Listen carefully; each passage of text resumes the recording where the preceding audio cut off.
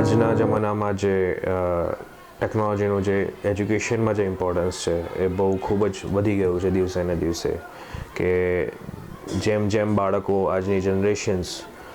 જેમ ટેકનોલોજી તરફ વળી રહી છે એ શાળાની અંદર બી લાવવી એટલી જ જરૂરી છે, કારણ કે એનું ઓડિયો વિઝ્યુઅલ એ બંને બાળકો માટે ખૂબ જ ફાયદાકારક થાય છે. તો બાળકોને જેટલો ફાયદો થાય એટલું શાળા માટે ફાયદો રહે, વાલીઓ માટે ફાયદો રહે અને ટીચર્સ માટે બી ફાયદો રહે છે, કે જેથી બાળક જેટલું જરૂરી બને એટલું જલ્દી શીખી શકે અને એના સબકોન્શિયસ માઇન્ડ પર એની વધારે અસર પડે છે. તો અમારી દરેક સંસ્થાઓમાં અમે 2011થી ઇસેન્સનું ટોપ સ્કોરરનું જે એમનું કન્ટેન્ટ હતું જે એજ્યુકેશનમાં એ લોકો પ્રોવાઈડ કરતા હતા એ અમે ચાલુ કર્યું હતું. તો એ કેમ એટલું ઇમ્પોર્ટન્સ ધરાવે છે કે એનું જે મટીરિયલ હોય, જે આપણું જે સિલેબસ છે એના આધારે એ લોકો બધું તૈયાર કરે છે, કે જેથી બાળકોને જ્યારે એમનો ટીચર્સનો પાર્ટ પૂરો થઈ જાય, એ પાર્ટ પૂરો થયા પછી ઘણીવાર બાળકોને ઘણા બધા ડાઉટ્સ રહે છે કે આનું વિઝ્યુલાઇઝેશન કેવી રીતે કરવું, કે એને એના મગજમાં કેવી રીતે ઉતારવું. ત્યારે ઇસેન્સ કામ લાગે છે. ઇસેન્સથી બાળકોનું જે કોન્ટેન્ટ હોય અને એના સિવાયનું કે એનું જે વિઝ્યુઅલાઇઝેશન કરવું પડે એ એના લીધે બહુ સરળ રહે છે અને જલ્દીથી બાળક એને બહુ ઇઝીલી ગ્રાસ્પિંગ પાવર એનો વધી જાય છે, કે જેથી એ સમજી શકે કે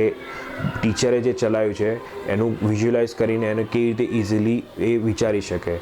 અને બીજી વસ્તુ, જનરલી બાળક ગોખે વધારે હોતો કે ટીચરે એને સમજાવી દીધું હોય છે અને પછી બાળક એને રટ્ટા માર જેવી સિસ્ટમથી એને તૈયારી કરે છે. એના બદલે બાળકને જ્યારે વિઝ્યુઅલ કે ઓડિયો અને વિડીયો એ બંને કમ્પાઇલ એ જ વસ્તુ એને જ્યારે બતાવવામાં આવે છે ત્યારે બાળક એને એકદમ સારી રીતે સમજીને વિચારી શકે છે અને એને એક્સપ્લેન કરી શકે છે. એનો સૌથી મોટામાં મોટો ફાયદો રહે છે. હવે આના લીધે સ્કૂલમાં ટીચરોનો એટલો બધો બેનિફિટ રહે છે કે ટીચરોને વધારે મહેનત નથી કરવી પડતી, કારણ કે એ બાળક એ જે કોન્ટેન્ટ છે એ વિઝ્યુઅલ રીતે અને ઓડિયો રીતે બંને સમજી લે છે, એટલે ટીચરની મહેનત એટલી ઓછી થઈ જાય છે. એના સામે વાલીઓને બી એટલો સંતુષ્ટ રીતે ફાયદો મળી રહે છે કે બાળકને એ વસ્તુ સારી રીતે સમજાય છે, એટલે બાળક એ વસ્તુને કે વાલી જોડે નથી લઈને આવતો કે ભાઈ મને આ નથી ખબર પડી કે મને આ નથી ખબર પડી, એટલે વાલીઓનો એનો રિસ્પોન્સ સારો રહે છે. અને સ્કૂલને એટલો ફાયદો રહે છે કે એ ટેકનોલોજી રીતે કે એને એની જે એજ્યુકેશન સિસ્ટમમાં છે જે આજ માટે બહુ જરૂરી છે, કે ધીરે ધીરે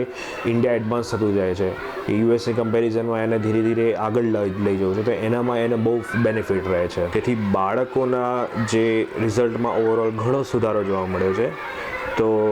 જે સુધારાને લઈને હું એમ કહીશ સંચાલકો કે જે શિક્ષણવિદો છે એમને એવું કહીશ કે